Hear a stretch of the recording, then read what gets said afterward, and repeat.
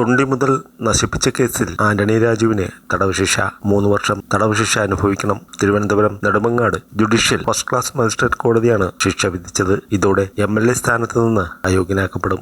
തൊണ്ടി മുതലിൽ കൃത്രിമം കാട്ടിയ കേസിൽ മുൻ മന്ത്രി ആന്റണി രാജു കുറ്റക്കാരനാണെന്ന് കണ്ടെത്തി.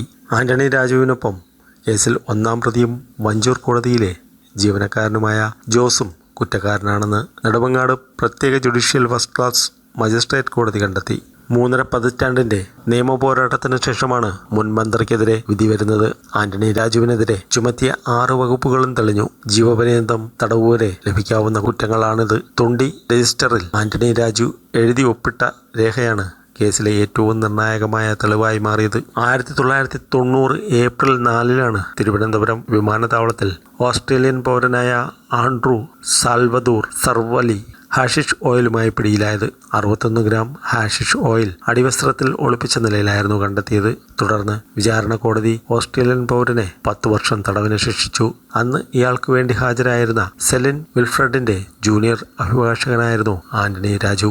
എന്നാൽ പിന്നീട് ആന്റണി രാജു തൊണ്ടി മുതലായ അടിവസ്ത്രത്തിൽ കൃത്രിമം കാണിച്ച് പ്രതിയെ രക്ഷപ്പെടുത്തി. കോടതി ജീവനക്കാരനായ ജോസിന്റെ സഹായത്തോടെ അടിവസ്ത്രം പുറത്തെത്തിച്ച് വെട്ടിത്തച്ച് ചെറുതാക്കി പ്രതിക്ക് പാകമാകാത്ത രീതിയിലാക്കി മാറ്റുകയായിരുന്നു. പിന്നീട് അടിവസ്ത്രം ചെറുതാണെന്നും പോലീസ് കേസ് കെട്ടിച്ചമച്ചതാണെന്നും കാണിച്ച് പ്രതിഭാഗം ഹൈക്കോടതിയെ സമീപിച്ചു. മുന്നിലെത്തിയ തെളിവുകളുടെ അടിസ്ഥാനത്തിൽ ഹൈക്കോടതി പ്രതിയെ കുറ്റവിമുക്തനാക്കി.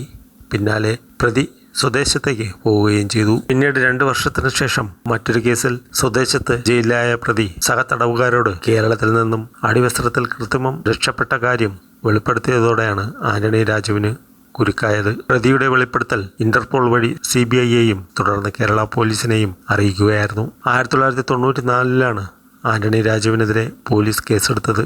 2007 കാലത്താണ് കുറ്റപത്രം സമർപ്പിച്ചത്. കേസ് റദ്ദാക്കണമെന്നാവശ്യപ്പെട്ട് ആന്റണി രാജു സുപ്രീം കോടതിയെ സമീപിച്ചെങ്കിലും കാര്യമുണ്ടായില്ല.